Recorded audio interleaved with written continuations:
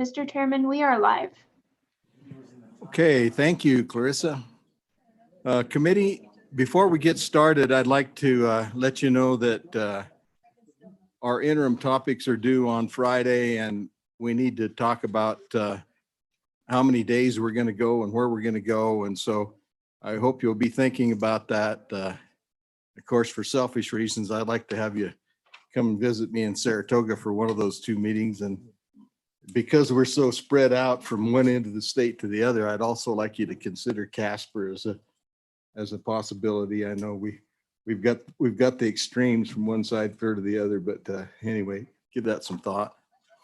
All right, we'll call the meeting to order. Welcome, everyone. Diana, if you'll take the roll, please. Representative Andrew, Here. Representative Brown, Representative Connolly, Representative Harshman, Representative Nyman, Here. Representative Newsom, Representative Obermuller, Representative Summers, Chairman Paxton. Here. Welcome, Senator. We have before us today Senate File 83, Gillette College Community College District. And here to present the bill is our good Senator Wasserberger. So with that, Senator, you can walk us through this bill. Thank you, Mr. Chairman. It's always a pleasure to appear before you today. So many years ago, I used to be the chairman of this committee, and I had a snot-nosed new legislator named Steve Harshman on my committee. And look what happened. Well, I'm not sure you did a real good job of getting him trained up, but we're still working on him. You know, I tried and tried and tried. You know, he always beat me up in football. You know, I coached offensive line against him for a few years, and it didn't come out well for me. Those Mustangs were always whipping on my camels. But I noticed he's wearing camel hair jacket today, so I'm very proud of it. Anyway, let's move on. Mr. Chairman, members of the House Education Committee, let me quickly walk you through this bill. On page 1, line 1, the bill title relates to community college districts and approves the formation of the Gillette College Community College District. The bill specifies requirements of the transition to the new district with the Wyoming Community College Commission supervising the separation and provides for an effective date. On page 1, lines 11 through 15, the bill states that Campbell County Commissioners submitted an application to the Wyoming Community College Commission on August 31st, 2020, requesting the formation of a community college district in Campbell County to be known as the Gillette College Community College District. The commissioner's request was based on a countywide petition that was signed by over 500 citizens, actually I think 700 citizens of Campbell County. On page 2, lines 4 through 7, the Wyoming Community College District conducted a survey on the proposed community college district in Gillette to meet statutory requirements as per state law. I met personally with the people who did the survey at the Gillette Technical Education Building. The findings of the research group was in favor of Gillette College becoming a separate independent community college district. The final finding of the survey was that Gillette College would be a net positive to the community college system.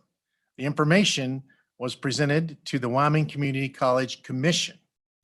On page 2, lines 9 through 13, the bill states that on November 20th, 2020, the Wyoming Community College Commission approved the application for the formation of the community college district in Campbell County and provided its survey findings and recommendations to the legislature.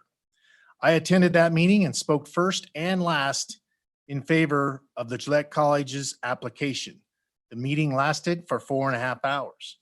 After everyone spoke at the meeting, both for and against the college, Gillette College becoming an independent community college district, the vote at the Wyoming Community College Commission was unanimous. 7 aye votes and not a single nay.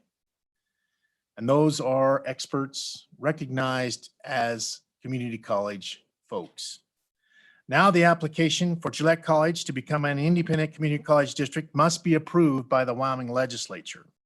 This can be found on page 2, lines 15 through 22. The application must be approved by the legislature and signed by Governor Gordon.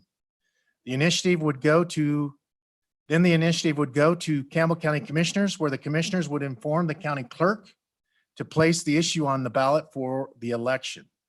Campbell County Commissioners would inform the county clerk to hold an election on the issue of Gillette College becoming a separate independent community college district and would levy not to exceed or up to 4 mills. On page 3, the Senate Education Committee added the following amendment to the bill. On page 3, lines 1 through 5, after the electorate in Campbell County approved the Gillette College Community College, the amendment requires the formation of the Gillette College Community College District and how the transition will take place as it leaves the Northern Wyoming Community College District. On page 3, lines 7 through 18, the Senate added an amendment which requires the Gillette College Community College District and the Northern Wyoming Community College District to jointly adopt a plan on the transition of students, employees, and other services or functions from the Northern Wyoming Community College District to the Gillette College Community College District. The joint plan shall be based on the actual demonstrated expenses of the Northern Wyoming Community College District or other entities related to the transition. On page 3, lines 20 through 23, the Wyoming Community College District shall review the plan adopted and the budgets of the community college districts to ensure that the transition process adequately protects the interests of the students and is consistent with the statewide college system strategic plan. On page 4, lines 5 through 11, during each year of the transition period, the Northern Wyoming Community College District shall continue to receive the allocation for both districts from the funding allocation model implemented by the Community College Commission until such time that the Gillette College Community College District receives institutional accreditation. And on page 4, lines 13 through 16, the bill becomes effective July 1st, 2021. And Mr. Chairman, that is the bill. I stand for questions from the committee. And I know that there are many people here today who would like to testify on behalf of the bill. Okay, Representative Summers, you have a question? Mr. Chairman, thank you. So currently, we're struggling to fund community colleges right now. And so tell me that this isn't going to cause I know you said it's going to be a net positive. Is that in 1 year, or there were going to be a net positive, or it's a net positive over a longer period of time? Are you going to, or is this going to be a drag on the coffers of the state of Wyoming? Go ahead. Mr. Chairman, Go ahead. Representative Summers, why do you always ask such difficult questions? But I do have an answer for you. Representative Summers, this is how it works. And so Gillette College, because of essentially two formulas, we have essentially, was it House Bill 80 that we passed a couple of years ago? That was Representative Greer's bill, that 0.8. That's how we funded our classrooms. 0.8 was a virtual classroom. 1 was a regular classroom. 1.25 was a classroom with a lab, and then vocational education was 1.5. And then full-time equivalent students, that formula generates funding to Gillette College, and that money flows through to Northern Wyoming Community College Commission. Our total amount is $6.1 million. And then from that, Sheridan College sends to Gillette, they withhold 2.3 million of that money for what they say are administrators at Sheridan College and various costs like computer costs and whatever software you're buying. And they retain that 2.3 million, and then the rest of that flows to Gillette College to fund it. And then there's so essentially what's going to happen, because Gillette College is a service area. Service areas aren't taxed, okay? So Sheridan College, community of Sheridan, the county of Sheridan levies 4 mills. Actually, they levy 5 because they do the optional 5th, okay? In order for Gillette to become a separate independent community college system, because our assessed valuation is so high, okay, we will be able to fund all of our state aid. And that 6.1 million will flow back to the fund and be reallocated to the other 7 community colleges. And so actually about $817,000 to each individual community college. So when Lone Tree Associates said this would be a net positive, they meant that exactly that. When we sat down and showed them the money and how it flowed, they said, well, this is going to work for everybody. And so Gillette right now, as our assessed valuation, and as you all know, the assessed valuation of the state has dropped significantly. We will see a 25% drop in the assessed valuation of Campbell County the next year. And so that's going to be a huge hit.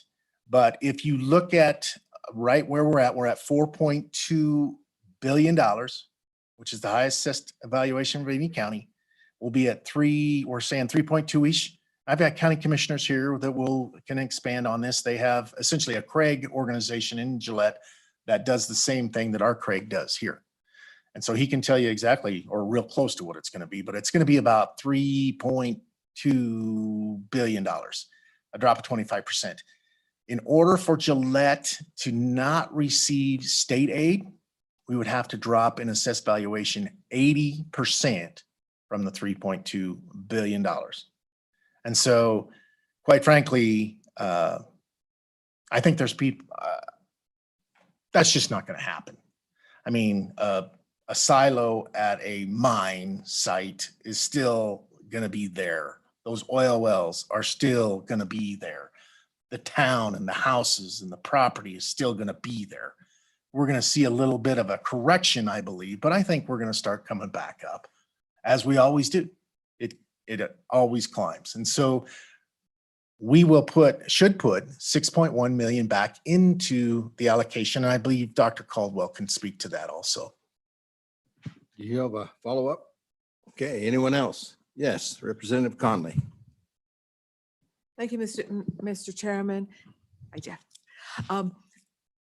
I too share the good majority floor leaders' concerns about the money, and I also share some concerns about governance in general of the community colleges. And you know what, I think we can work that out. But I am curious if you've given consideration to the opportunities for students, both in the region and the state, by having an additional community college in Gillette.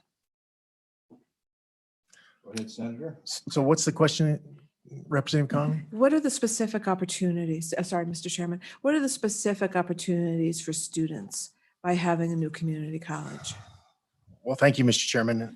Well, what's amazing to me, and I'm the BOCES director in Campbell County, and I run what's called dual enrollment and concurrent enrollment programs, but just the catalog of courses that Gillette College offers is amazing. I mean, the booklet is this thick. And one of the things that, at least for me, as we take college classes into our local high schools, and I have 5 high schools, the online courses that they can take. And so what we're seeing recently is a lot of our athletes taking just one course, and they do it all online. And they're dedicated enough and active enough to do their own coursework. And so all the academic courses that you see in any regular community college, we have. They are all accredited through Sheridan College. Okay, really what we have to do in the accreditation process is do governance and budgeting. Okay, and there'll be other things besides that. But the accreditation process will take 3 to 6 years. We also have the Gillette Technical Education building, which has welding, it has computer courses, it has diesel, it has electrical. And I see young men coming in their mid-20s every day. The schedule is set up so that they only lose 2 days of work.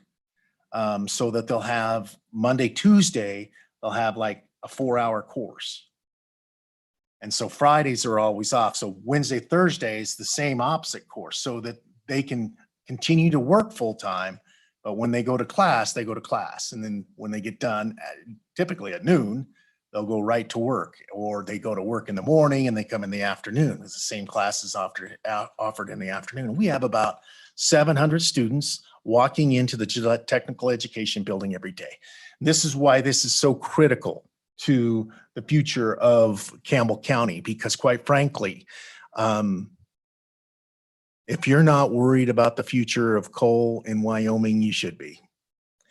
And what we need to be able to do is be able to transform our workforce in something totally different and to diversify our economy so that our kids can continue the assessed valuation of Campbell County to the extent that we have helped fund the state.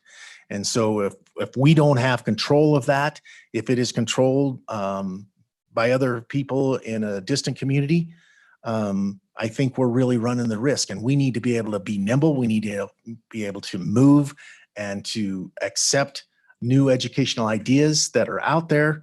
For instance, computers and those types of things for students.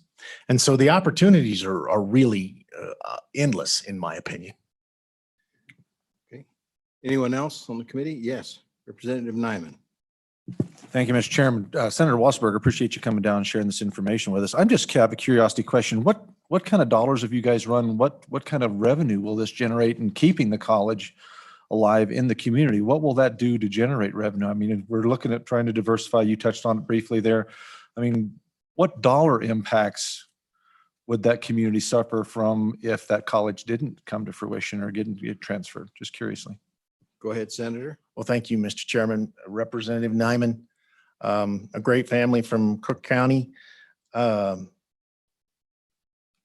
was a study done actually by my office and another one. Both of them found essentially the same thing. The study that was required by state statutes, Lone Tree Associates, said that Gillette College generates $64 million worth of economic development in our community. $64 million. And so it's huge. It's a huge amount of money, and it's just really amazing to watch. I mean, I can remember my house looks over Gillette College. I can remember when nothing was there. My house was built 13 years ago. Every building on our campus is new. We have 9 of them. There are people here who can speak to you about how they were built. $90 million of my community's money was invested in this college. You guys might be worried about major maintenance. Who pays for that? Because we use private money and local money, only 28% of the total square footage in Gillette College is under the college major maintenance program. Only 28%. It's pretty amazing. I know that some of you have been to Gillette College, but its growth has been phenomenal. Okay, Representative Harshman. Thank you, Mr. Chairman. Chairman, just tell us the number of students there now. What's your? You know what, our numbers, and I don't know exactly what they are this spring, but we're right at, of the total student population of Northwestern Community College, so that's Gillette and Sheridan combined, we have about 45% of the total students. But you need to remember that our sports program was cut, okay? Which was the major impetus for this bill.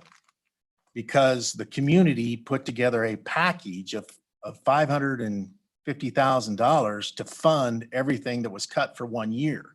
Went to Northern Wyoming Community College Board of Trustees with that money, offering to pay for it, and we didn't even get a motion. Sure. So total number of students in July? We have about 1,000. About 1,000. And there are people here that know exactly what that number Right. is. And then I just, But we've actually dropped slightly. yeah, with COVID, Follow up. everybody's down a little bit. Mr. Chairman, I think, and I just want to, the committee, if you've not watched the PBS deal where they do a legislator, do an interview, they had Senator Wasberger. Did you join the House in 95? And so, and I just think, we're working this education system that you frankly built, you and Hank Cole. And I think the thing that touched me by watching was the optimism for Gillette. And when you talked about your birth rates are up, you know, Gillette is a young community. It's kind of different than the rest of Wyoming, frankly. I remember, you know, my dad worked in Recluse back in the day in the early 70s. I mean, Highway 50 was a dirt road. You couldn't take that baby past Savagetown. And then 59, cattle guards, and then you're in the downtown. There's no interstate. I mean, the whole thing has changed so much. Gillette is really, I think, really going to take off and be a big part of in the next century of Wyoming, and played such an important role. So I appreciate that and your optimism. I encourage everybody to watch that. And I think this bill, and I'm glad you asked me to co-sponsor. I think all that Campbell County has done for Wyoming, and you know, coming from Midwest, we had our heyday right in the 20s and 30s, the first built this state. But I think what Campbell County's done, I think this is a really important bill. Right up there with Wyoming's tomorrow, probably the two most important bills to really kind of get the state turning in the next direction and looking forward. And I know we hear a lot and we get looking at our shoes a lot and looking backwards a lot. And boy, I think this is really focused on the future, and this will be the tip of the spear to take Gillette to the next level. So I appreciate you bringing it, and I'm confident your community will support it. And it's a good bill. So appreciate all your work, not only on this, but all the work you've done for education. Probably very few people in the history of Wyoming, right? And then I'll just tell you one other thing. I had a Deemer True, you see his picture out there on the wall. He told me, Harsh, you should go to the Senate. You'll make both bodies smarter. Now, I won't ask you to comment on that, but I wanted to throw that out, a little sidebar there. Anyway, I definitely make the House smarter, but anyway, thanks. Well, I that was think a that's a question, but I appreciate your good work. pretty clever way to get your plug in on that Wyoming Tomorrow bill. I admire the way you did that. All right. Any other questions from the committee? Okay, I think we'll open it up to public comment. And I believe we should start with Dr. Caldwell to provide. She's got some additional information that may be relevant. So if you would come forward, please, and identify yourself. Mr. Chairman, at the end of the meeting, I do have an amendment. Okay, why don't you just stay right where you are? Okay, We I'll stay where I'm- may quiz you while we're at it. Welcome, Dr. Caldwell. Thank you, Mr. Chairman and members of the committee. Thank you for having me here today. I am Dr. Sandy Caldwell, Executive Director of the Wyoming Community College Commission. If I need to phone a friend for any in detail information related to the finances, I have some high level. We do have our CFO, Mr. Larry Buckles, who is on the Zoom, and he worked very closely with Witchy and Inchems on this. I did provide you with quite a lot of information last night because there is a lot of information related to this. We provided quite a substantial study to the legislature. I'm not going to go through all of those documents right now. I'm going to hit the high points for those because I think that will help you in digesting such a large amount of information. One thing I want to mention before I get into this is a reminder that I always like to have for everyone. And that is that the Wyoming Community College system is the #1 community college system in the country. And that's a really great thing when we talk about this potential bill in front of us. So as we move forward in these discussions, I just wanted to make sure that we frame the conversation in the fact that we have excellent community colleges, in which the Gillette College campus is one of those campuses. So I did provide you with a great deal of information. I'm going to highlight a few of those points. For anybody that is interested, I provided the order, the preliminary notice that actually went to the speaker at the time, which is Representative Harshman. Just the executive summary of the needs assessment, because I think that gets to the point that you need. And then I also provided an AG opinion that we were requested to achieve or to receive so that it would help answer some questions on the front end. As you heard, November 20th, the Community College Commission did unanimously approve the application for Gillette College Community College District. I want to go over just very quickly what that means. in consideration by the commission and how this is laid out in statute, their job is to approve or disapprove based on the statutory language that was provided. And you heard the good senator mention that.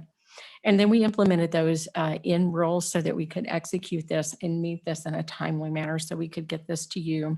There were 5 considerations, and that's what I want to just hit super high level so that you know how they brought forward this decision. The first consideration, is there a need for a community college in the proposed district? And the response to this was clear. There is already a substantial operation and a college extension campus. So yes, there's a need for a community college in Campbell County. Second, is there a need for a community college in the state? And the response to this was also very clear. Gillette College, while not a college, an independent college, careful to say that, is clearly a well-developed college campus through incredible partnership in Campbell County and the city of Gillette. And they offer a majority of all of the courses, and they actually have programs that are only on the Gillette campus. And for example, the MSHA, which actually services the entire state. That's an important aspect of that campus. The third component is the financial ability of the proposed district to support a college. And the response to this was very clear, given Campbell County's assessed valuation. You heard Senator Wasserberger. The commission considered potential drops and modeled probably 100 different ways of looking at this. And they can manage that up to an 80%. That is an accurate number that you heard from Senator Wasserberger. The fourth consideration is the educational soundness of the proposed plan. It's a bit harder to actually discern, but through the previous academic planning, I think you heard about that, the strategic planning that has gone on, and then looking at the post-secondary educational attainment levels in that region and the demographics. It is a young county, you've heard that, but the attainment level is actually low, which really lower than the average across the state, which shows the need for having the ability to have more flexible programming, more conducive to that specific region. Northern Wyoming Community College District, that happens through that curriculum process. They have to look at it as a whole. This would allow a little bit of, and they do have things just for Gillette, I mentioned that. However, it would allow that more customization for the local economy. And we do see a difference in that between those, between Sheridan County and Campbell County. And I think that's very well documented. And then the fifth thing, and I think this gets to a lot of questions people have, are other matters that might assist the commission in disposition of the application.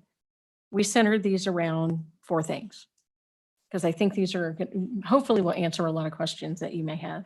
Accreditation, consideration of continuing education pathway for existing students and those who matriculate. And I think you heard that was addressed and is in the engrossed bill. The cost to the state, including state-funded elements like health insurance, computer system, data management, major maintenance, and CapCon. And then the 4th thing would be the impact to the current 7 colleges. So those are actually in the 478-page report that you all have. Maybe it's 487. The documents that I gave you gives you a much shorter version of all of that.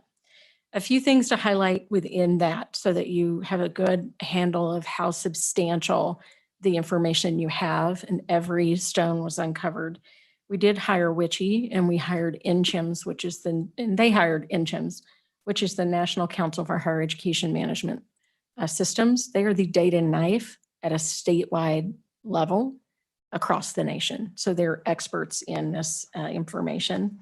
And we looked at this at both the regional and state level considerations. So they really put in the effort to do that. And frankly, the fundamental question for the commission in front of them is a matter of local control. That's what really came down at the end, is whether or not this was enough basis for the commission to approve. Campbell County can afford it. I mean, that's what we found. We can talk about budgets all day long, but in the multiple models that we did, we could see that. And the question is serious consideration of the impact to the other colleges. What does that mean? Because it's no secret, as you heard from the good Representative Summers, we've been working on funding in the community colleges. And these will take time. This will remain as is until Gillette College achieves its accreditation, and there will be a pathway in between. So they're going to have to build up their capacity. There will be an agreement that is identified in the bill. It's required for the accreditation for them to do that. So the allocation model will not be affected. And when Campbell County does come in, when Gillette College does come in, the result will be that Northern's district will drop in students because they're at Gillette. And then Northern will be in the model the same way as the other 6 colleges currently are.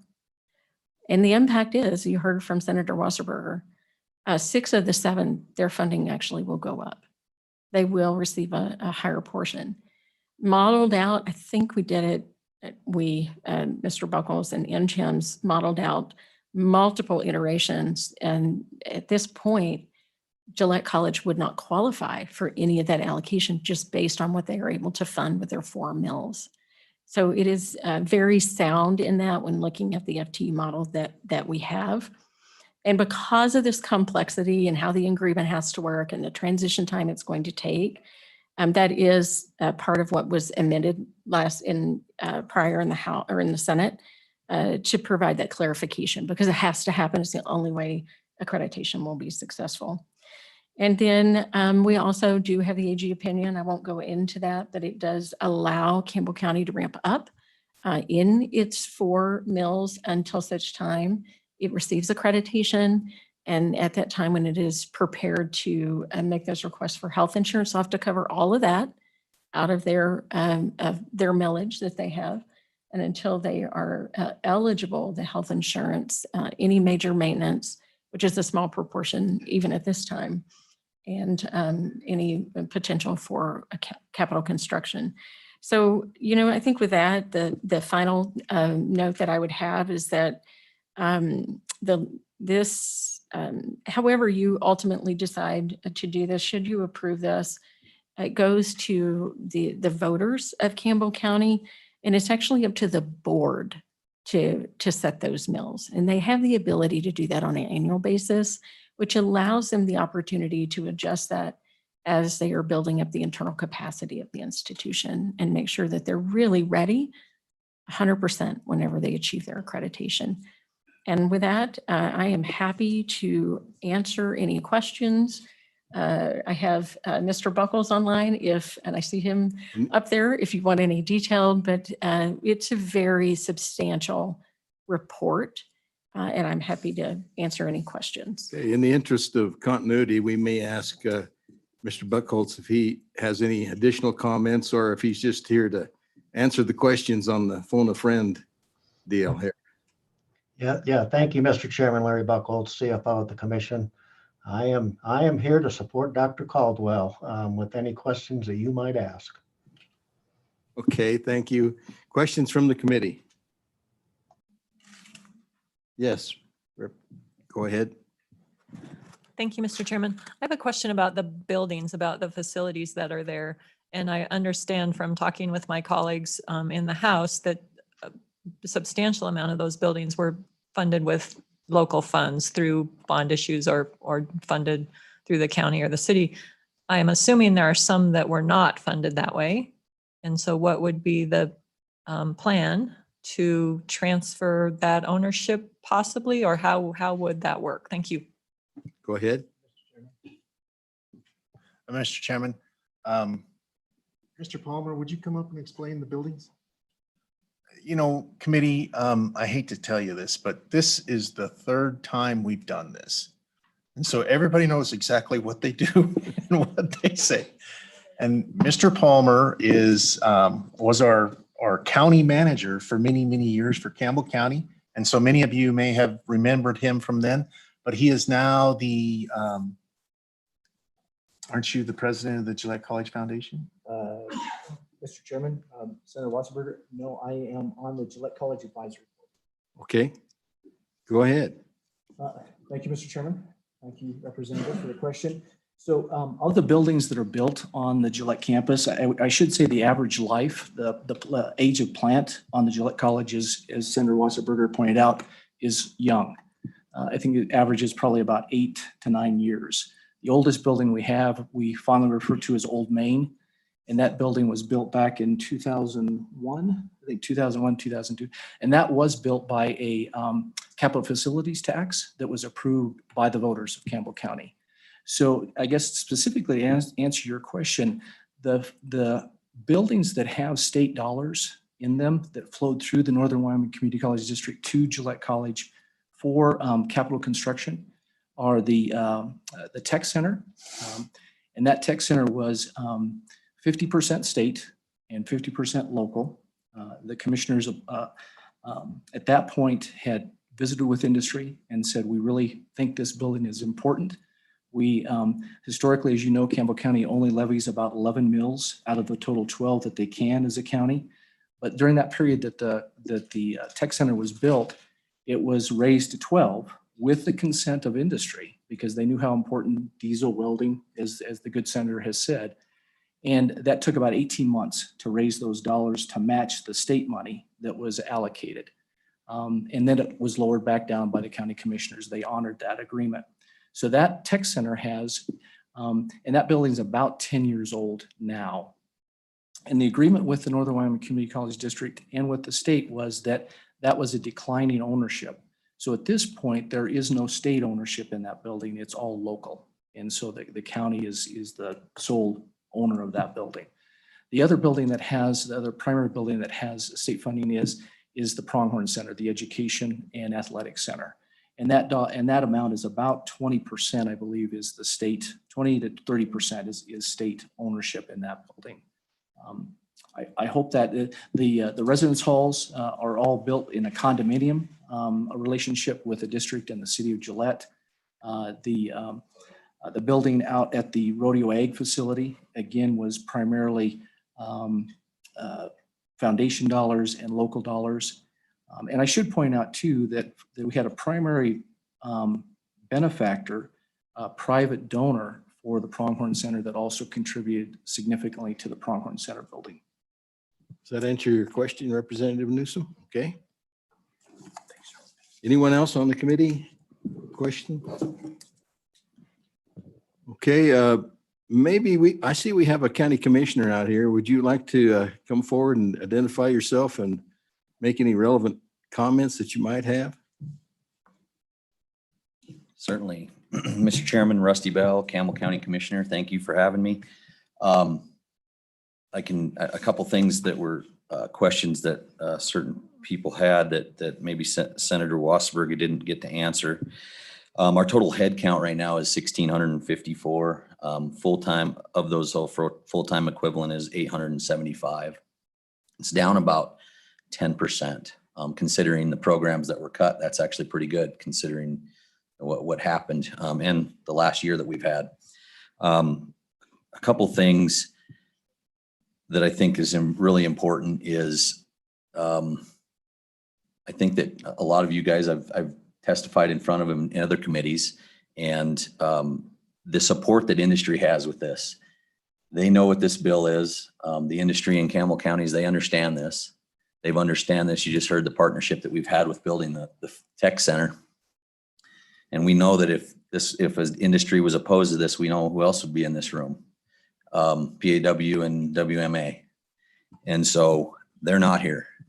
They understand the importance of this. Campbell County has a lot of pride in what we do, being a driver of the economy in Wyoming. And we're going to continue to do that. A big part of that is being able to make our own decisions locally on what's going to happen in Campbell County and how we're going to develop that workforce.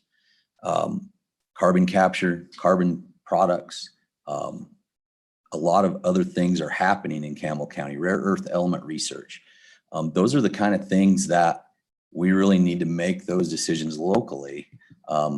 Nothing against our friends in Sheridan County, but I think we're going to make those decisions better for our industry than they are.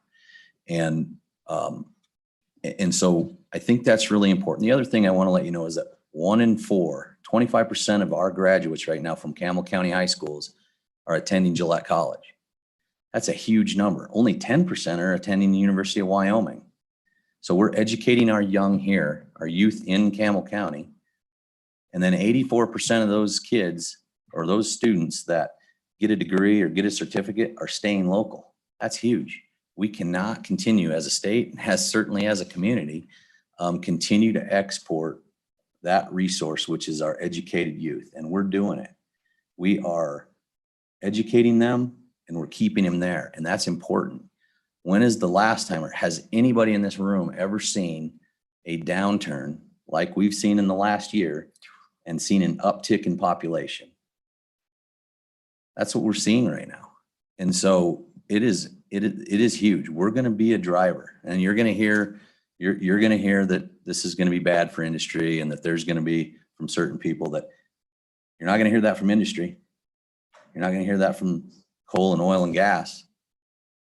They're behind this. Some of our biggest supporters for the college, including the ones that helped us build the tech center, are from industry. And so I think that's one of the things that we really need to understand, is that ultimately industry is going to help make this decision, because everybody that works for industry is going to get to vote on this in Campbell County if you guys pass this. And so there is a hurdle still, but ultimately if we're going to be the ones to be the demise of Gillette College, I guess we should be the ones to make that decision, is my hope. So I would stand for any questions that you have and would ask for your favorable and your support of this bill. Vice Chairman Brown. Thank you, Mr. Chairman. My good friend Rusty. Rusty, my question is the likelihood of the passage of the tax for this by your voters. And the reason I'm asking this question is your county has been pretty ardent against any type of tax increase, specifically sales tax. I think on your guys' last ballot measure, it was a quarter penny or something along those lines that failed. And so it causes me a little bit of concern, not a ton, but a little bit of concern that when this goes to the voters, that they hear the word tax and they shut it down. Granted, that's their prerogative, but what is your gut feeling on the willingness of your population in Campbell County and surrounding areas to accept a tax increase? Go ahead, Commissioner Bill. Thank you, Mr. Chairman. Representative Brown, it's a great question. And, certainly the economic development tax was very complex. We were, we're trying to find a way for a sustainable solution for the college. There was a couple groups that decided it was gonna be economic development. It was really confusing for people to understand. It was hard to support. It wasn't an easy thing to follow. It wasn't easy to explain. This right here is a no-brainer. You either support making your own decisions at the college at a local level, and you get to, at the same time, vote for the trustees. So if you want to be a trustee, if anybody in Campbell County wants to be a trustee, they can put their name in, and the top 7 vote getters get to be the trustees to start with. And so, I think that's, I'm going to put him a little bit on the spot because he has been a supporter, but former Representative Clem supports this. He's been supportive of the college, of this decision. And so, I hope people that are fiscally responsible are going to put their names on the ballot and others. And so, we have to have that decision. We have to have that discussion locally. Really, we do. And we have to cross this hurdle, which is legislative approval to be able to do that. My gut feeling is it's going to be a summer of getting out there and talking to people. And I think industry, business owners, they're going to be supportive. People that are, we have 90 people on a waiting list to get into the nursing school. We can't make the decision ourselves to expand that program. I mean, there's a lot of things at stake here. And so I think there's going to be a lot of those discussions had. I think that question is going to be ultimately, hopefully answered. And I appreciate the concern, but certainly there's a group of people that are going to be working hard to get those people out there and talk to them, really talk to people about the benefits, the $64 million of annual impact that it has to our community. And that's if it doesn't grow. Senator? Mr. Chairman, thank you. If I can chime in on that and keep us all on time, but we have not actually had this on the ballot since 1991. There has been various other parts of it. For an example, Commissioner Bell was talking about the quarter-cent of a penny, and $1 million of that would have gone to economic development, and which was, I think, a major reason for it going down. But in 1991, our former United States Senator, Mike Enzi, was a state senator, and he was the person pushing this bill. And that bill failed, that vote failed in Campbell County, okay? Right now, we do have some very encouraging signs. We have a survey that was done by the City of Gillette Chamber of Commerce. And of those surveyed, 85% were in favor of Gillette College. The vote is going to be very interesting because you will have the ballot initiative on the ballot. And will you vote for up to 4 mills, yes or no? But then everybody that is going to serve on Gillette College, Community College, Board of Trustees runs at that time. So there'll be 7 slots. And so those people will be out. They don't get a job unless Gillette College gets approved. So you have all these people coming together. I mean, our 4th of July parade is going to look like, well, pronghorn blue. And so it's going to be an interesting summer. And I think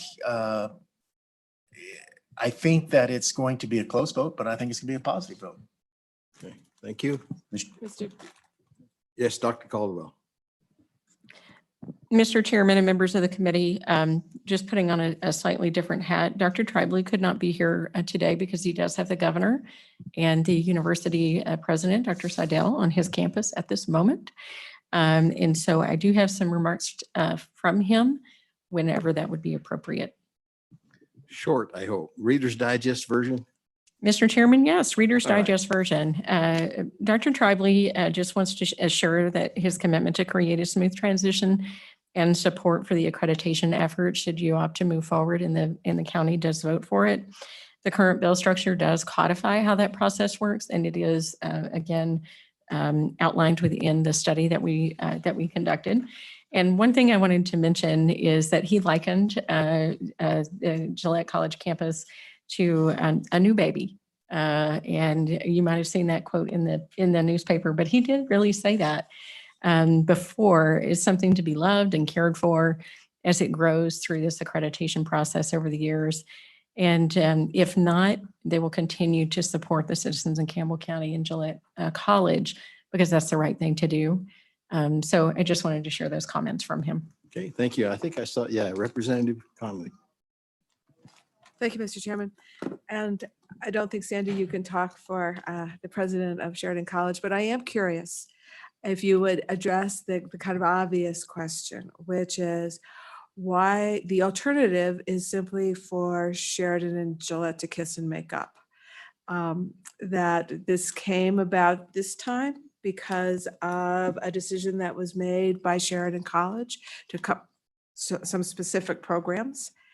And it seemed like Gillette said enough is enough. So the alternative, honestly, is to have more Gillette control on the combined Northern Wyoming Community College Board. So something like that didn't happen again. So can you address that? Okay, Senator, go Mr. ahead. Chairman, I think we're talking about, essentially, that's an excellent question, because we do have a process in our statutes called annexation to allow just that. The problem with it is it just doesn't work for either college. So Northern Wyoming Community College Board of Trustees has 7 trustees on it. They're all elected from Sheridan County. Okay. In order for, because Gillette is now bigger than Sheridan County, we have 30,000 people in the town, 50,000 in the county. we actually have more people than them. And so we would have, if they did this, Sheridan College Board of Trustees would have to vote themselves out of office and have 3 people. They would go to 3 trustees and Campbell County would have 4. Okay, and then Yeah, Mr. Chairman, Go ahead. one other thing on that, Representative Connolly, is that annexation also would require us to not up to 4 mills, it would require 4 mills Right. of taxation. And that's That's why really, we it's won't do not, honestly, it's not acceptable because we don't need that. And on that, we've always tried to keep our mill levy lower for industry. We have multiple boards, multiple taxable boards, taxing entities in the county that do not tax the full mills. Weed and Pest, Cemetery District, and the commission don't tax the full mills that they're allowed to keep that low. So anyway, that was another reason. Thank you. That actually answers it perfectly. Thank you. Okay, in the interest of time, protocol dictates that we should have our legislators that are present here from Campbell County come forward. And if you'd like to make any comments, this is your opportunity, or you can defer until we get to the floor of the House. But if you have any comments, it'd be a good time to do that. So who wants to start? Bill, would you like to start? Thank you, Mr. Chairman. Bill Fortner from representative from House District 52. We've been with Sheridan College District for 53 years and everything has gone pretty darn smooth until we shut down the sports program. And then that's when all Cain broke loose. Gillette College or Sheridan College wasn't even sustainable by itself. We always had to chip in about $3.5 million between the city and the county to make it work at that. In an economic downturn, I think this is going to be the biggest disaster for Campbell County because I think industry they're going to pay the brunt of this. They pay 100% of evaluation. We only pay about 9.7. They're going to take the biggest hit. And I believe it's not going to stop there. I believe it's going to go right on down through the rest of the state. I think the rest of the state's going to eventually pay for it. Right now, everything looks good. It's all running off the estimations. There's not really no facts behind the numbers that they got. I'm not for a new tax. I'm for people voting. But in Campbell County, sometimes we don't get a vote on projects either. For example, the city, they just put in a big splash pool and a big park and it's never been voted on.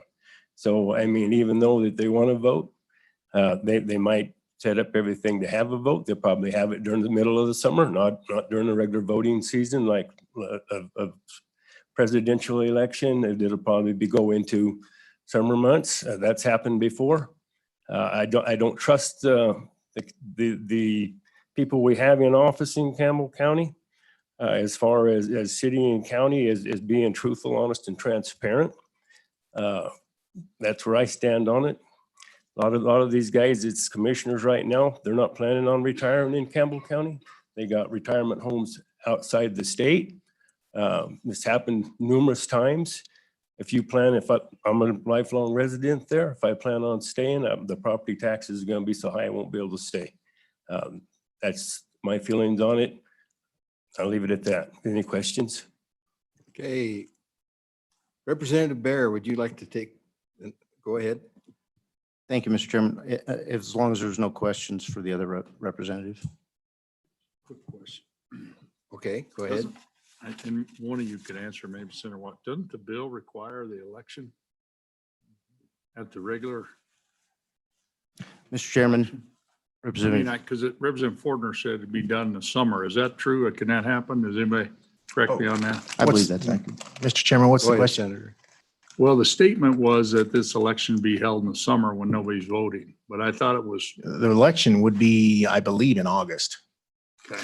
Okay, Is that, Representative Bear, I'm going to let you speak right now. Thank you, Mr. Chairman. Thank you, Board of Committee of Education Committee. I appreciate your listening to me today.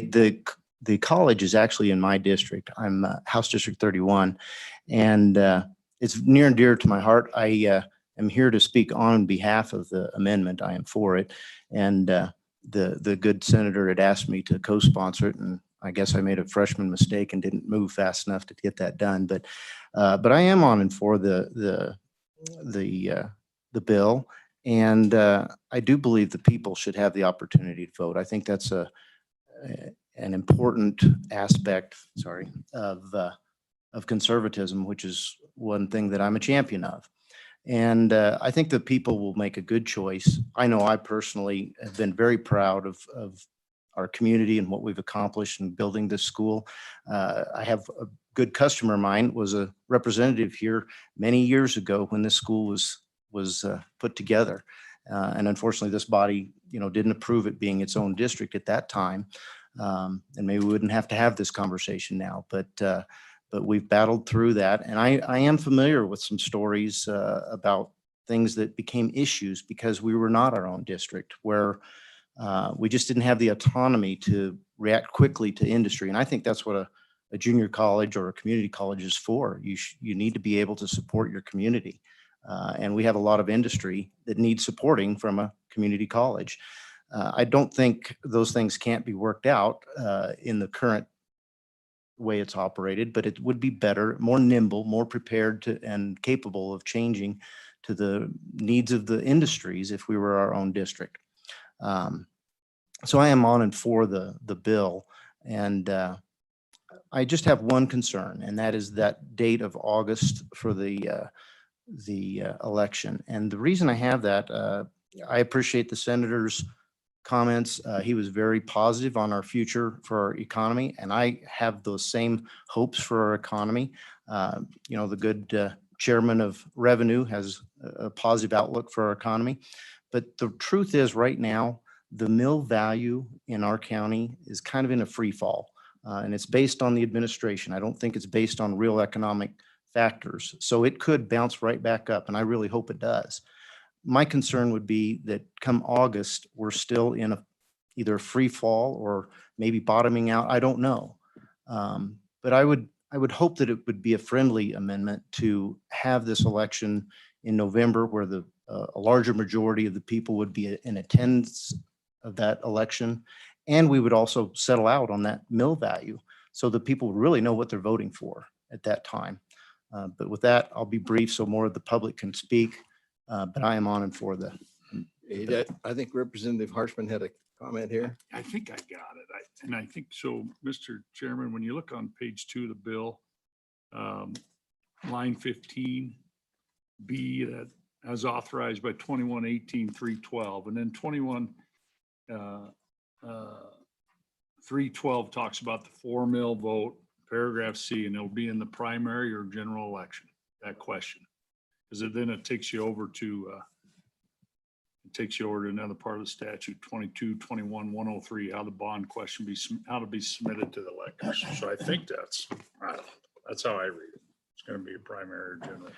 Mr. Chairman, Chairman Harshman, I appreciate that. I'm no attorney, and I've looked through those statutes and I couldn't get a clear answer myself. So, the good senator, I think, feels like it's August, and I think it probably would based on the way I interpreted the statute. So, and if it happens in August, it happens in August. But I just think there's some wisdom in holding off until we see that mill value settle out a little bit, as well as allowing for more people to have a say in it.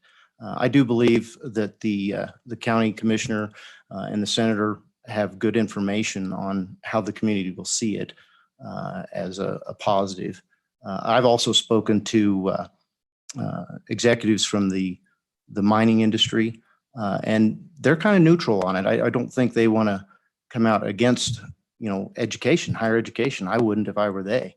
But I do believe if we're not careful, it could cost jobs, and the people need to know that when they're voting for it. But other than that, I think it's a positive thing to have local control of our college. Okay, we're running out of time, but I'd like to have our other representative come forward and he has some comments he'd like to make. But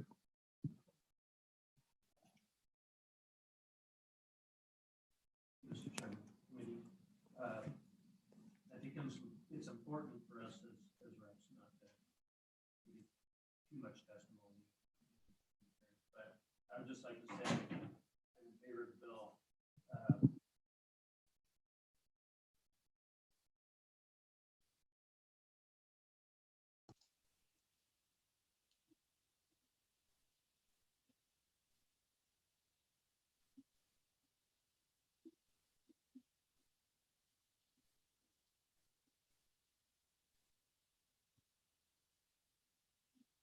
Okay, we're running out of time here, but I'd like to just see a show of hands of people that are here in the audience that are in support of this particular bill. We got some hands going up. Okay, I want to also have enough time to get a hearing for the opposition. So with that, I'd like to have anyone who would like to make some comments in opposition to the bill come forward, testify. Anyone? Clarissa, do we have anyone online that would like to talk in opposition to the bill? Mr. Chairman, I don't see anyone with their hand raised. Okay, well, committee, do you think you've heard enough, or are you ready to work the bill? And Mr. Chairman. oh, go ahead, Representative Newsom. Thank you, Mr. Chairman. There's been a lot of talk about the election. I don't see any timeline in this bill. So if one election failed, you could bring it back the next time. Would there be, in my county, I know we've had to run things multiple times to pass them. I'm wondering if this legislation allows for multiple times to run an election to increase the mills, or if this is a one and done. Senator? Mr. Chairman, when we pushed this in 1991, 30 years ago, and it's been 52 years since another community college, independent community college has been started. But when we pushed this in 1991, there were a number of bills after that, and that went down. There were bills after that that never ever passed the state legislature. And so there was never another vote specifically on an independent community college district. And so, yes, I could come back, Representative Newsom, next year with another bill, and you guys would all look at me like, oh, get out of here, man. Representative Newsom, you want to follow up? Yeah, I think that you kind of missed my point. So if we were to pass this legislation, then would the voters of Campbell County possibly have multiple opportunities to vote? If the initial election failed in Campbell County, then does this legislation allow you to bring that back on the ballot in future years? No, it does So- not. You have to go back through Through the the entire legislature. process. Yes, I'm sorry. Okay, does that answer your question? All right. Any other questions from the committee? Okay, go ahead. Senator, how much money has been spent on this process thus far?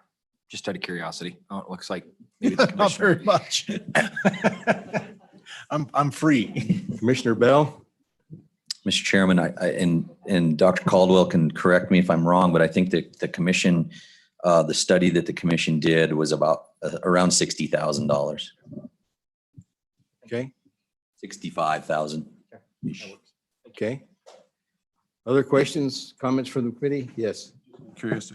Thank you, Mr. Chairman. I'm just curious in the timeline between, if it breaks, how much money is going to go back to Sheridan in that process of time? I mean, it's through the funding model. You said part of this is going to be. The funding model, Mr. Chairman, Go ahead. that would not start Oh, here it is. actually until I believe accreditation is complete and the separation is done. And then the money would flow back to, so it's going to take, our estimate is it will take 3 to 6 years to get accredited. And during that accreditation process, the board will be able to levy actually a very small mill levy to pay for the people that they need to run the businesses or business of the college, but essentially to do the accreditation. And then once they get that complete, and actually a year before they're anticipating accreditation, they will have to up their mill levy so that they can pay for all the things that they have. But they also have health insurance and those things that I think Dr. Caldwell talked about earlier would be in there too. Does that answer your question? Okay. Representative Summers. Mr. Chairman, thank you. And you gave me a bunch of numbers on how much goes back to other colleges. But you said you can you can do 1 to 4 mills, right? So is that one, if you only adopt 1 mill, does that, the numbers you provided me that would go back to all of the colleges is based on what mill levy? Go ahead. We believe, I believe, my figures, that in order to pay for Gillette College and not receive state aid, we are, at this point in time, would have to levy 2 mills. Okay. And then, Dr. Caldwell, when you want to come forward, I see some hand signals back there. We might Might as be well- wrong, but We'll that's get how you I up see it. here. I think you have an answer to that, maybe. Mr. Chairman, to answer very specifically Representative Summers' question, that would be at the time that they would request inclusion into the eligibility for state funding. So that would be after they assess 4 mills. Whether or not they'll make that request is a separate question. But when would that capacity occur? Once the students at accreditation, Senator Westberger is correct, that those students will then no longer be at Northern. They will be at Gillette College. So therefore, the amount of funding that is associated with those students would then be divided out among the colleges. So in terms of Gillette, whether or not they opt into that funding is slightly different, as Senator Wasserberger was talking about, than when the students are no longer the Northern students, but the Gillette College students. And that's what triggers it. That will take accreditation. Okay, does that answer your question? Representative Summers, you must do a follow-up. Mr. Chairman, I can take a crack at it if you want. Go ahead. My understanding, Mr. Chairman and Representative Summers, is that those dollars that are going to go back to the state, back to the state, basically Campbell County, because of the assessed valuation, if we assess 0 mills and don't, or anything up to 4, less than 4, we wouldn't get state help. So that money would go back, right? If we do assess 4 mills, it's way more money than we need. So we wouldn't get state help anyway. Right. So really, we're not, that money is going to go back as soon as we're accredited and as soon as we're not part of Northern Wyoming Community College District, that money is going to go back to state no matter what. We're kind of in that. Okay, further questions from the committee? What's your pleasure? Question. Move the bill. Got to move the bill first. Okay, moved by Summers, seconded by Representative Brown. All right, and how do you want to handle this? I know we have a suggested amendment.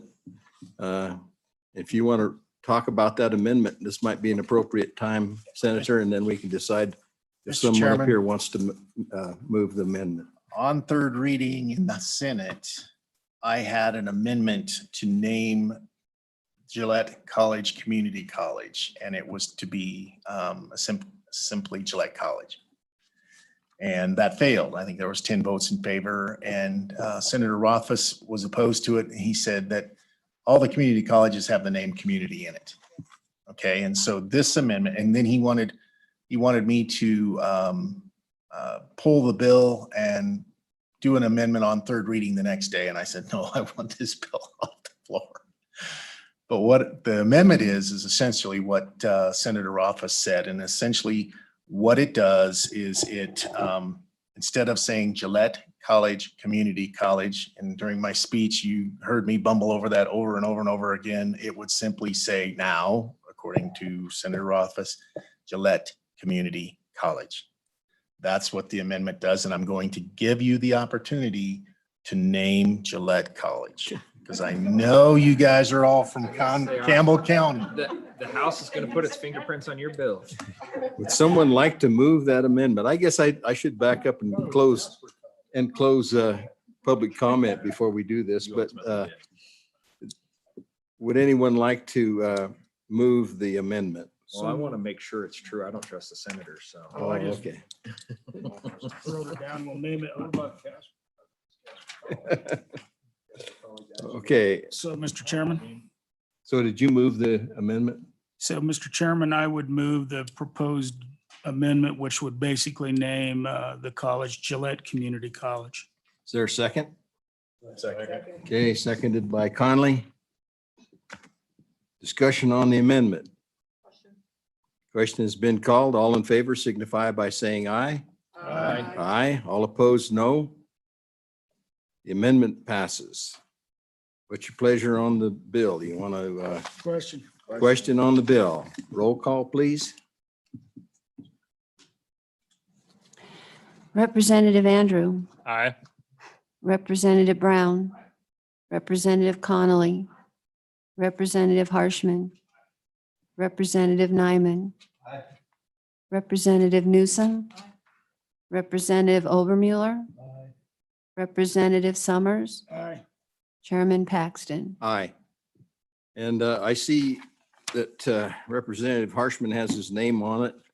Would you trust him to floor manage that? Would you like to floor manage it? Mr. Chairman, I think the speaker. I think Speaker Barlow Okay, Speaker really Barlow. wants Oh, to he's on swing there the too, bat I on see. this one. Okay. All Mr. right. Chairman, And he was unable to be here today. He had some sort of a business meeting. Okay. Mr. Chairman. Yes, go ahead. Mr. Chairman and Senator, and I just, as we track that down in the bill,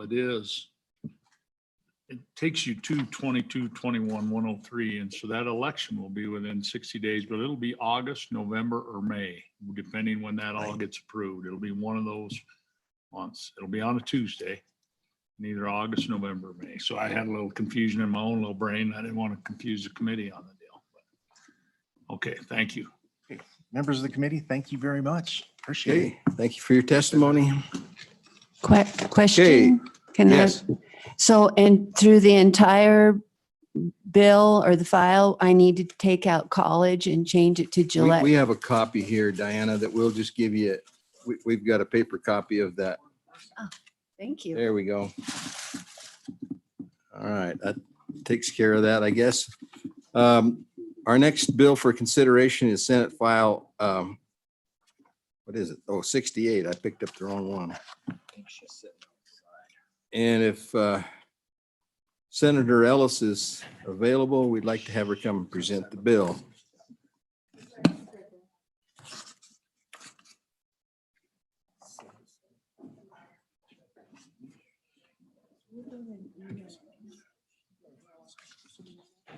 Oh, yeah. But they come after us. Welcome, Senator Ellis.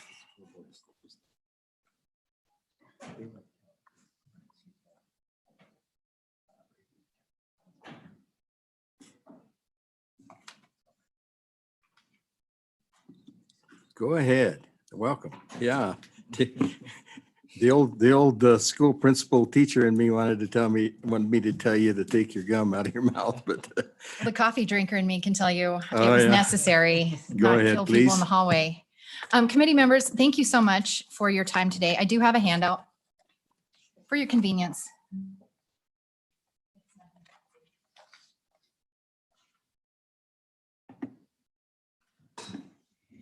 So for the record, Mr. Chairman, my name is Affie Ellis, and I represent Senate District 8 here in Laramie County.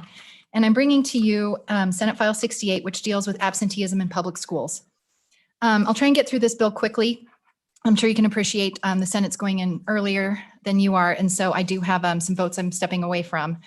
But I wanted to just give you some background of why this information is before you, why it's still important, and why I don't think it's going to go away anytime soon.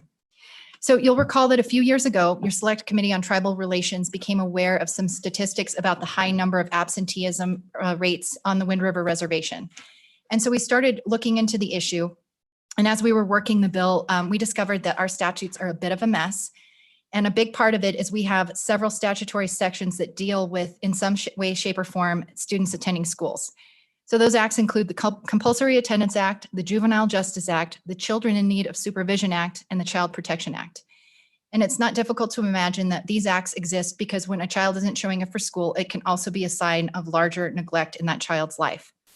And so although we wanted to start thinking about really proactive ways to get after absenteeism rates on the reservation, it became clear that we can't really start doing that until we start cleaning up our existing statutes. So last year, you'll recall that we brought to you a rather large bill, which was Senate File 15, called Absenteeism and Truancy. It passed out of the Senate, but did not advance out of your chamber.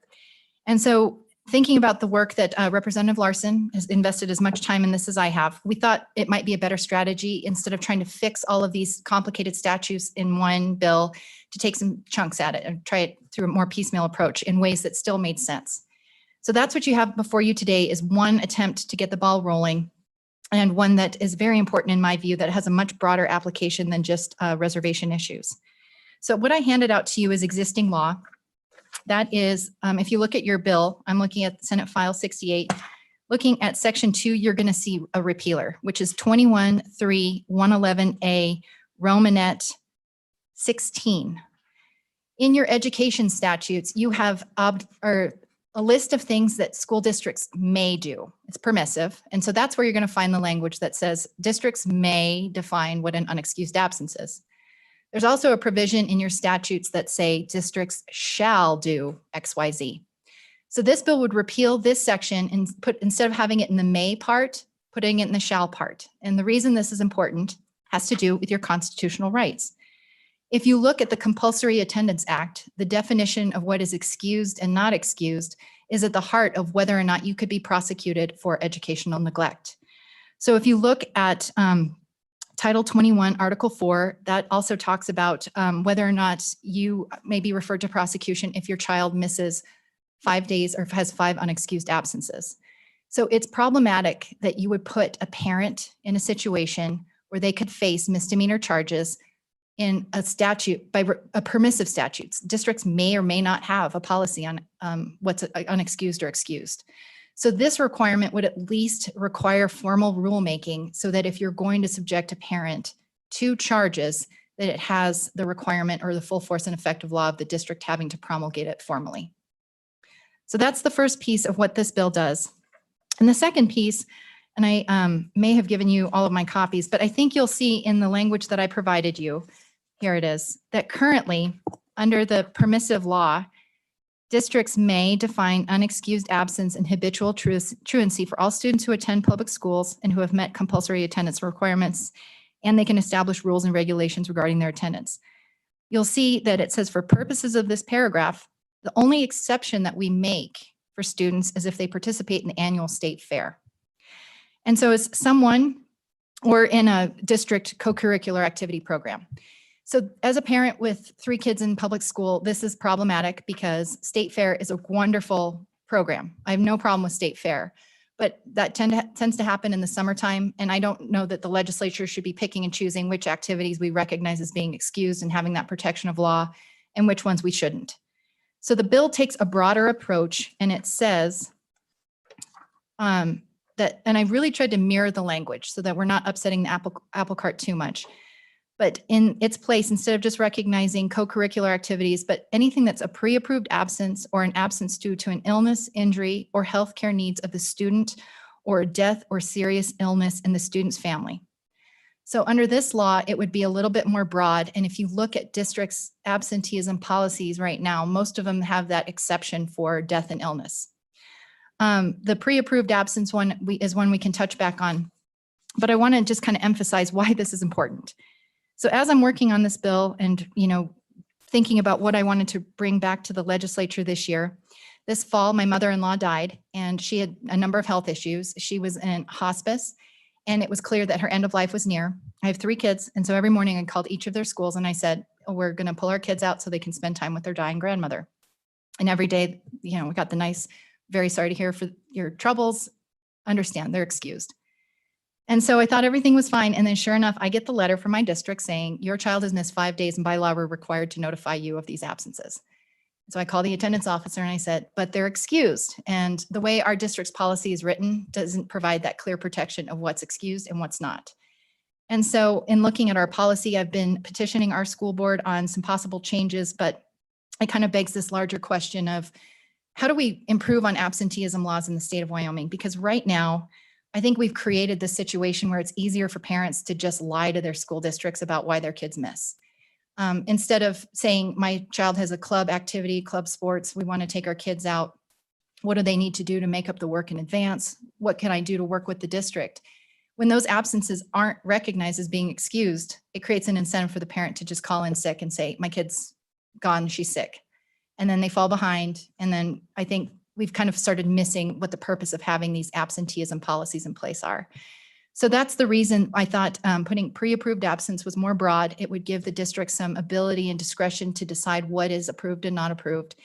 as I've talked to my district about this issue, there's a direct prohibition on recognizing as an excused absence hunting, for example. And so as I've visited with people in my district, my school district, about that prohibition, I said, why? Hunting is a really important activity for a lot of families. It's not just a recreational activity. For some families, this is a source of like learning how to hunt with your family is important, learning, how to do that so you have meat in your freezer. And so it started a really good conversation with my district. We haven't revised our policy, but I just wanted to kind of emphasize that I think we need to get back to looking at why we have these policies in place. And then the last part of that is for any parent who's been in my situation, and there are many, in visiting with Senator Rothfuss, he had an experience where his district was telling him, if your kids are sick, keep them home. And then sure enough, he kept his kids home when they were sick and then got the letter from the district. When we're focused on the wrong elements, I think we start taking away attention and focus from the kids that do matter, who are in neglectful homes, who, have parents who don't value their education, who aren't making the effort to get them to school. So this is, like I said, one piece of, I think, a much larger conversation we should be having in education is how do we get after that right policy. And so that leads me to kind of just wind down with my expression of this issue is not going to go away. I hope that our committee will look at absenteeism and the other statutes I mentioned at the beginning of my presentation. But also, as we just debated this on the House side, or excuse me, on the Senate side, some questions came up about the district's ability to verify these absences. And in my case with my mother-in-law, I would have happily said, here's a copy of her obituary and here's, some documentation from the hospice center. I think districts should be able to ask for that kind of verification. I think if districts want to ask for a pre-approved absence to be provided in writing ahead of time, they should be able to do that. I think districts should do all kinds of things of that nature. If a kid isn't turning in their work as promised, ding them as an absence. That's all fine with me. But as we started thinking about these concepts, that was the difficult balance, is how much do you put of that in statute and how much do you afford the districts the opportunity to write those rules themselves? So the amendment that we passed came at the request of the Wyoming School Board Association, and you'll see the addition if you studied what was introduced versus your engrossed copy before you. They wanted some assurance that nothing in this paragraph shall prohibit a school district from requesting verification of the reasons of the absence. I think that's fair, but I just would ask, as you work this bill, that's the intention when I brought it, was to try and leave it to be very broad so that districts retain a lot of those important tools that they need to make sure that they can do their job in trying to delineate whether or not a student's absence is legitimate or not. So with that, it's a pretty straightforward bill, but I'd ask for your favorable consideration and happy to answer any questions. Questions from the committee? Mr. Chairman, Yes, go ahead. let me just say, Senator Alice, thank you. This is so much better than what we saw, so much more straightforward than what we worked on a year or two ago. Can't hear you. Oh, sorry. I was just complimenting you. Oh, saying this is. Then say it again and louder. Okay. Thank you, Mr. Chairman. Questions for yes, Representative Nyman. Thank you, Mr. Chairman. Senator Ellis, does this in any way take away a district's ability to determine unexcused absences at all, or does this give too much leeway? Does this kind of undermine anything that the districts are able to kind of be a little bit more, what's the word I'm looking for? Does it undermine their ability to be able to determine unexcused absences at all? Does this give maybe a little bit too much broad use of that, or is it going to create more room for abuse possibly, or is that a possible consideration in this? Go ahead, Senator. Mr. Chairman, Representative Nyman, that's a great question. That's the difficult part in drafting this is, as someone who sat on your education committee for the last 5 years or so, that's always the rub of don't overly prescribe what we can and can't write and rule. And so this is left purposefully broad for districts to trust them to do the right thing and decide the unique needs of our district. In Laramie 1, for example, I highlighted that our district doesn't recognize hunting as a legitimate activity that can be excused. I think, as a parent, I've brought that issue to them and said, I think you should recognize hunting as an approved absence. And so that's the thing is I think we want to give districts the ability to decide the needs of their community. And that might look different. But the important part for me of advancing this legislation is by, it sounds silly, but switching it from the may part of our statutes to the shall part of our statutes is critical. Without it, I have tremendous due process concerns with the status quo. So to me, the status quo is never going to be okay. I will work on this part until we get it done. Representative Brown, did you have a question? I was just going to say, Mr. Chairman, I think this piece of legislation, on top of what Senator Ellis just stated, encourages more input from the community as well. And I think that's a piece that is gravely missing in our school systems, is the development of policy within our school boards. And so I think, as Senator Ellis just mentioned, nothing prohibits these school districts from doing this type of information. It certainly gives the community the opportunity to voice their concerns if an absence situation comes up that they don't feel is addressed correctly. Representative Overmuller. Thank you, Mr. Chairman. Just a question on the language on page 2, line 11 and 12. What kind of grabbed my attention was the word or nothing in this paragraph shall prohibit a school district from requesting verification. What do they do currently? Do they investigate, or, I mean, at what level do they try to determine the reasons for an absence currently? And does this limit them to, in some way, to just requesting something? Go ahead, Senator. Mr. Chairman, Representative Obermuller, the question is as broad as the districts that are out there. I have not done an exhaustive analysis of all 48 districts' absenteeism policies. I can tell you that in our district, in the few policies that I've looked at, most of them require some kind of verification for the reason that you're gone, or if you're going to request a pre-approved absence, that it be done in advance and in writing. Some districts say you should do it a certain number of days before the event is to take place. I don't think this limits. I think this was asked for by the School Boards Association. But I also wanted to point out, if you read in the Compulsory Attendance Act, which is at 21-4-101, it says under paragraph A, Romanet 1, unexcused absence means the absence as defined in the policies. Again, it should be referencing this, but it doesn't here. This is a placeholder. We got to work on this in the future. As defined in the policies of local boards of trustees of any child required by this article to attend public schools when such absence is not excused, and here's the language, to the satisfaction of the Board of Trustees.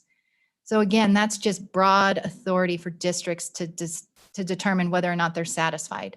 And so in my district, and I'm guessing a lot of other districts, if you don't turn in your work, that could count toward an unexcused absence. So it's broad. I don't think that this is a limitation. I was nervous about adding this because, again, I was trying to really mimic the language that exists now to freshen it a little bit and move it over to this part of our statutes. So if you wanted to tinker with that a little, I think you could say, prohibit a school district from verifying the reasons of an absence. I mean, feel free to think if that needs a friendly amendment of sorts. Okay. But, my concern again is the more we add on to it, the more we're taking away from districts to write their own policies. Thank you. Representative Summers. Mr. Chairman, thank you. And and I understand the circumstance that you gave, but really after the first sentence, in a way, I think that really does it. I can't imagine where you wouldn't have an absence due to an illness, injury, or healthcare needs of a student be not approved. But what does make me scratch my head a little bit is student's family. So why didn't you qualify what a student's family is? In other words, that could be your fifth cousin in somewhere, wherever, and they just decide to go visit. And so is that a legitimate, and so why is that needed in here, that section? Go ahead, Senator. Thank you, Mr. Chairman, Representative Summers. And I appreciate the question because we had that in side conversations on the Senate side. I think it really depends on the family and the circumstance. Certainly, as I mentioned, we started talking about this issue, Representative Larson and I, in the context of the Tribal Relations Committee. And, there are some instances in families where you might have a cousin who is like a brother or sister. And we thought it would be better to leave it to districts to kind of look at the reach of how far those family ties lie. And so in looking at my own family, I have siblings that are a lot older than I am, so their children are my age. And so it gets this weird situation where I've got niece and nephews who are more or less like my brothers and sisters. And so we thought it would be better to leave it more broad to allow districts to fine tune that as necessary.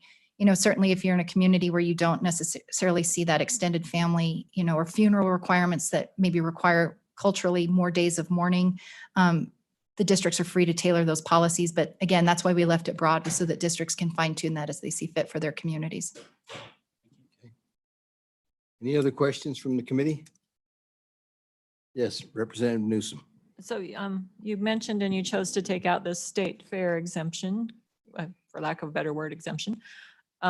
State fair happens late August, and some schools are in session there during that time. And so I'm wondering why you thought it important to take that out and why not add that into your language, your new language. Mr. Chairman, Representative Newsom, great question. Like I said, I think the state fair is a great program, but I think then we have a choice. Do we start saying club soccer? Then do we start saying, my kid's in a coding, non-approved sanction or non-sanctioned school sanctioned activity that has value. And then we start creating this huge list in our statute. So rather than, I was trying to take the concept of what we were trying to protect with state fair and say anything that's pre-approved. And so in my view, that is kind of a rub, at least in my community, is you have kids that play extracurricular school-sponsored sports, and their absences are recognized. But then you have club sports, and those kids, their absences aren't necessarily recognized. And so there is a bit of a disparity. And so I think that state fair could be absolutely covered if the parent reaches out to the school district in advance, gets the pre-approval, and then can participate. I think that's where the crux should be, not so much in us as a legislature creating a very long list of what we think districts should exempt. I might just comment, having been a former ag teacher, that when those kids are in FFA and they go to state fair, that's a co-curricular activity. But if they're in 4-H, it's not. Yeah, Mr. Chairman, just to follow up, I think parents are frustrated with just the disparity. And in my case, my daughter plays club soccer. In 2 years, if she's good enough, she'll be playing varsity for Cheyenne Soccer, one of our high schools. And the only reason she'll play varsity is because she played club sports. So, to say like one benefits the school and one doesn't, to me, it should be about parents having the choice of what they do with their children. And, I want to recognize districts, nothing prohibits them from saying, you're not doing well. We're nervous about where your kid is. They miss too much. They're not performing well, but giving them metrics to say, no, that's all still available to districts. Well, and I think it's important for districts to have a lot of discretion on that but the only problem is, as a former principal, a principal has a lot of discretionary power on that. And if you get a good, nice principal like I was, that'll accommodate those kind of things, you're all right. But if you get a principal who's pretty hard-nosed about that, then there may be an issue. And I don't know what the recourse might be, except maybe to go to the school board and ask for relief from that decision. But, there's some gray areas there somewhere too. Sure, Mr. Chairman. Just to add on to that, that was one other, issue that's kind of come up in the course of the Education Committee and talking about this bill on the Senate side is, do you have a threshold? The kid has to at least be a C student, or the key, has to be passing. And I think we're missing the mark, because then all of a sudden if your kids get a C student and they come to you and say, we want to approve our kid to be gone for this activity, and the district's like, no, I think the end result is they'll say, okay. And then the day that they want to be gone, they're just going to pick up the phone and say, well, my kid's sick. So, the goal of this is really, how do we start switching our mindset a little bit about what absences are? And I think, we've got a lot of things to think about as a legislature in the future, with virtual attendance and, some of those opportunities. Does being in the school always mean what it used to, being physically in your chair? And so this is just one piece, I think, of a larger conversation on the horizon. But again, there's many parts of absenteeism that we could be discussing. This is just one piece of it. Well, I can tell you that I could probably write a book with the kinds of excuses that I've heard over the years, that some of them quite humorous. Representative Nyman. Thank you, Mr. Chairman. Senator Ellis, just one other question. It was a curiosity question that was brought to me by one of my constituents. Is there any impact potentially on this as far as ADMs when we start to get in more days that would affect our ADMs on our schools when they're out there beyond 10 days or anything like that? Is there any effect through this? Mr. Chairman, this doesn't touch the ADM laws. That's found elsewhere, but it is 10 ADM. As we discussed in a prior session, and you missed out on this, these were all good conversations we had last year in our bigger bill that we worked on. I think that's something we'll need to consider in the future. But, you know, we've got like the 10-day that's kind of based on a 5-day school week. We've seen other school districts move to 4-day school weeks. And so their 10 ADM days that they miss aren't quite the same. And we, as we took a crack at this last session, didn't quite figure out a solution for that. So that's another issue on the horizon is missing 10 days is not the same for each school district. You'll miss more time in your seat if you're at a 4-day school week. So like I said, lots of issues, more to come, but our statutes are a mess. This is step one of maybe getting us down a path of fixing them. Well, and when you say that, it makes me think, you know, we're talking about interim topics. You know, if this bill does not move forward, I would think that it would certainly be a good interim topic. There's a lot of information here, and I know that a lot of school districts would probably like to weigh in on this. There's probably a lot of administrators out there who have, you know, in the trenches experiences that might be able to add to the whole, to resolving the issue. So I'm just trying to think ahead a little bit, but not trying to influence anybody's vote, but it just seems to me this pretty complex, complicated thing that it's going to require some real thought, but just a thought. Mr. Chairman, kind of to that point, the bill that we talked about last year had a distinction between whether or not the student's absence was the student's fault or the parent's fault. And there's a huge difference. If it's the parent's fault, you want to be able to have proceedings that hold the parents accountable. But that's kind of our presumption of how the statute is now. It really doesn't contemplate what happens to parents who drop their kids off school and they're on campus and then leave. And we actually heard testimony in the Tribal Relations Committee on that very point of a woman in Rock Springs who dropped her kid off at school. The kid was cut class and she was being drugged to court. So that's another area that we need to probably draw a brighter line is who are we looking at? Is it the kid who's leaving school or is it mom and dad who aren't getting them there? But then that starts tying in all these other acts I mentioned, and we've got to make sure all those statutes weave together. Another area of contention that was really difficult on this bill last year was the appropriate penalty. Right now, it's a misdemeanor with potential of 10 days in jail and a $5 to $25 fine. And so as the Tribal Relations Committee worked this bill, we reached out to the superintendents in the Fremont County school districts. And one of the superintendents, I mean, you read these things and they kind of stick with you. He said, the penalty makes a mockery of attendance laws. And that word mockery has stuck with me. And it's true. So on the Senate side, when we debated the penalty last year, we had jail time. And I think most people think, no, how is having mom and dad in jail going to help the kid get to school? But then it's the right fine amount. So this bill stays away from that because that's a contentious one, but one that we should probably grapple with in the future. So to your point, we have a lot to work on and weigh in on. Well, and I think county attorneys have a say in that also. And I'm not familiar with too many county attorneys that would prosecute some of these things either, even if they, you know, so there are a lot of moving parts on this thing that we haven't really addressed yet. But Mr. Chairman, to that point, so when I spoke to my attendance officer and my principal, I said, you know, I've got this nasty gram. My daughter could be placed on academic probation. I could be referred to prosecution. The assurance I was provided was, well, our district attorney doesn't have the funds to prosecute absenteeism, so don't worry about it. And again, these are things, I'm a law-abiding citizen of Wyoming. I don't like, that's not okay with me. Well, you won't get prosecuted, but don't worry about it. That'll never set well with me. And it shouldn't for most people in Wyoming. well, and a lot of things, there's a, you know, a computer program that when you put attendance in there, when it hits a certain mark, that it automatically sends that letter out to you. And so, you know, that's part of the issue too. I think one of the issues is that letter's kicked out automatically after so many days without taking into consideration what the conditions are. And so, yeah, there's a lot of issues with that for sure. Okay, any other, yes, Representative Harshman. Yeah, Mr. Chairman, sorry I'd step out. You know, miracle technology. I just had a doctor's appointment. Next door is pretty, 2 o'clock. I was a little late, but so apologize for stepping out. I just wanted to ask this question on line 7, page 2. Purpose of the paragraph, a pre-approved absence. And I guess, who pre-approves a pre-approved absence? I mean, is that parents say, hey, I'm taking my kid for, that's approved, or school district approved that?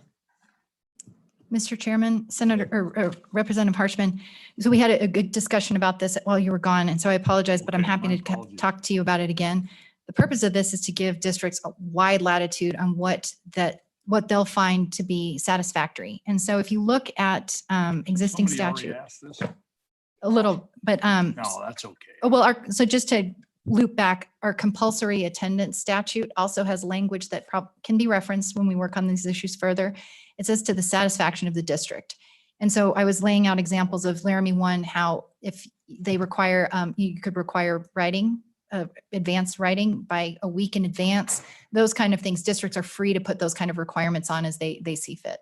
Well, I can just tell you the mechanics of how it worked in our school, and that was that if I had a child that was that wanted to be gone for a particular period of time, they come to the office, they get a sheet that says pre-approved absence, and then they go around to each one of their teachers, and their teachers tell what their assignment's going to be for that period of time and initial it, so it gives the teacher an opportunity to put things in there about what they, and actually I've had teachers say no, on some teachers. So that's kind of how the mechanics of how it works. But okay, any other questions from the committee? Okay, thank you. We'll open it up to public comment. Come forward, identify yourself. My name is Janine Bateski. I'm with Teton County. I thank the bringer of this bill. And if you go back in time, one of the things, there's been a lot of discussion that's happened up here. One of the things that we have continued to struggle with is this whole prosecution issue. We now have a new county attorney. It's a different ballgame. In fact, I was just told this morning that we have a family that was prosecuted because their student missed 100 days of school. Now, 100 days of school is a lot of school. It's really, attendance policies are really hard because we have roughly 2,800 different students who have 2,800 different reasons for missing school probably. So we try and keep our policy broad enough. I mean, our goal is to keep kids in school. And, I had to chuckle when you made the comment about automatically generating a letter that goes home to parents. We do that. We do it at 5 and we do it at 7 and then we do it at 10. Now, are there consequences to it? One of the main reasons for doing it is, do the parents really know what's going on? Does mom and dad really know that Representative Connolly's missed 5 days of school? So, it sort of serves a purpose. I'm not sure. I mean, I don't see a real need for you to legislate what's excused, what's unexcused. You probably know, we have parents that pull their kids out for 10 days, 3 weeks to take them on a trip. And to answer Representative Nyman's question, they're supposed to re-enroll when they come back. If they've missed 10 consecutive days, they're supposed to re-enroll to come back onto the ADM. I had to chuckle about your sheet. We require all of our students that go out for activities to take one of those sheets around to their teachers and get their assignments. They also are not allowed to participate, by the way, if their grades are not at a certain level. That bed check, as we call it, happens before the weekend of the activities. So, I mean, you're right. There's a lot of moving pieces here. And then you throw on the whole complication of all the stuff we've just been through this past year with opening up the door to virtual education. I would probably encourage you to wait and let's do this at one time so that you have really a cohesive statute, not little pieces here and there. That's just my view. And that you mentioned the virtual education, and that does open up some possibilities. If you're going to take your kids to Disneyland, you might want to set aside some time there when they can get on the computer and actually participate in their classes, which now they can. I mean, that maybe if there is any silver lining in what happened, is that we have discovered that virtual education can be used. I wouldn't recommend it as a permanent thing for most of the kids, but it certainly can be used to supplement some of the issues that we have. So, okay, yes, Representative Overmeyer, you got a question? Yeah, thank you, Mr. Chairman. I have a question on the bill. Asks the boards to define habitual truancy and unexcused absences. Is that an unreasonable request?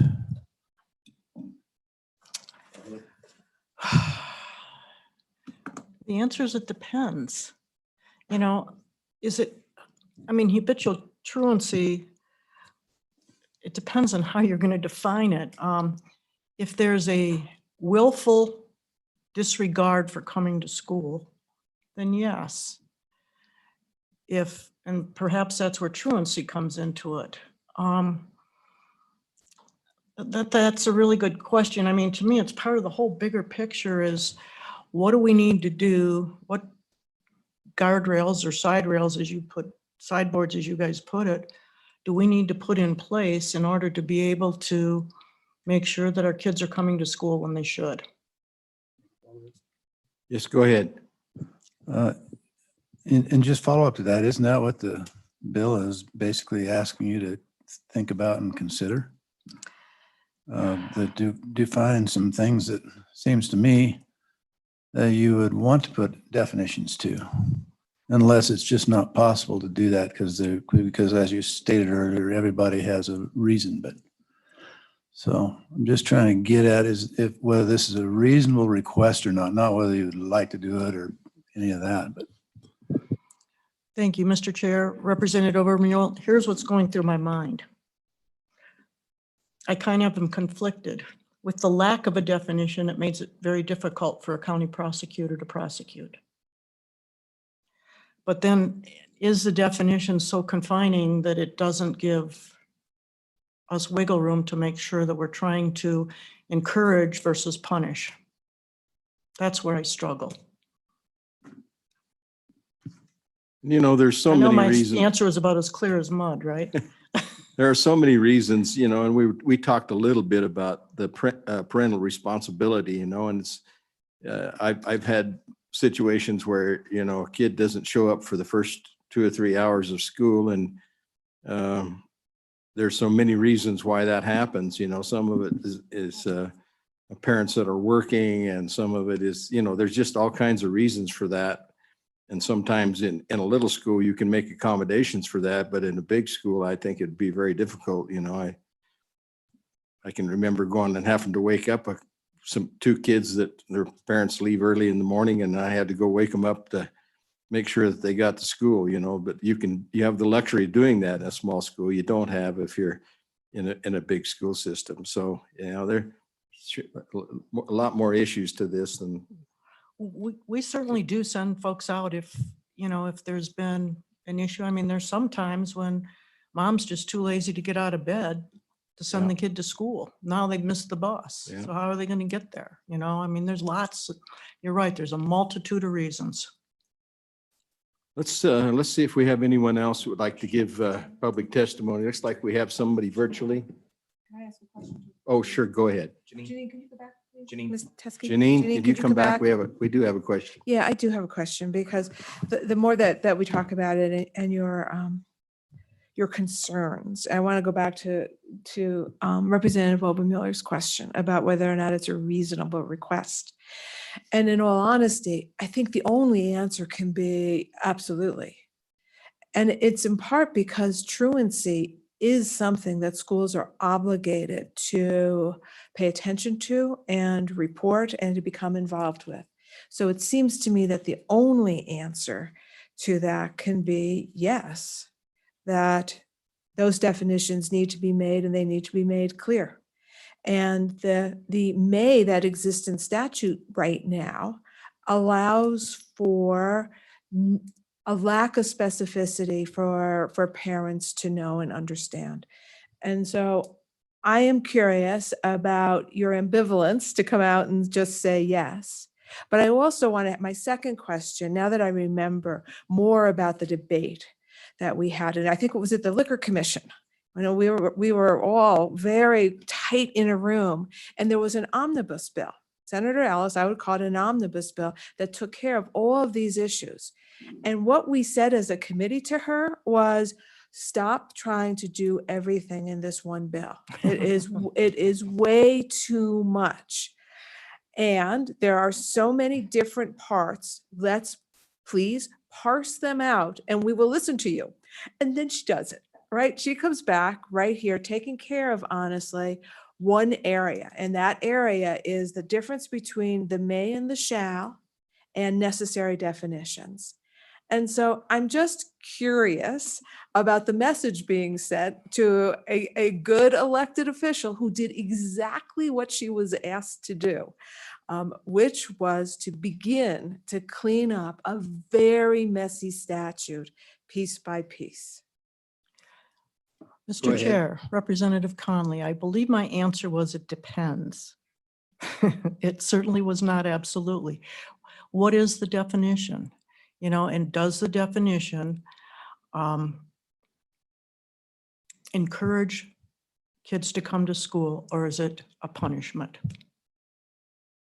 Mr. Chairman, but wouldn't you agree that that definition needs to be out there and understood? Yes. And so changing that may to a shall makes sense. Yes, I do agree that they're.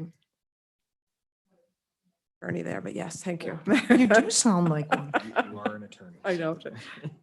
You know, folks, we are running out of time, and I'm not sure that we've finished with this particular bill. What's your pleasure? I know we have people waiting to testify. I can see online that we have virtual folks that we haven't called upon yet. I'm not sure that we can give this thing a real adequate hearing in the 30 seconds that we have left. And so what I'd like to do is to continue this until Friday and then take it up again, if that's with your permission, if you think that would work. So moved, Mr. Chairman. Okay, and so with that, we will adjourn the meeting, and sorry for you folks that are on virtually. We'll try to get you back on Friday. So thank you for participating. Okay, meeting is adjourned.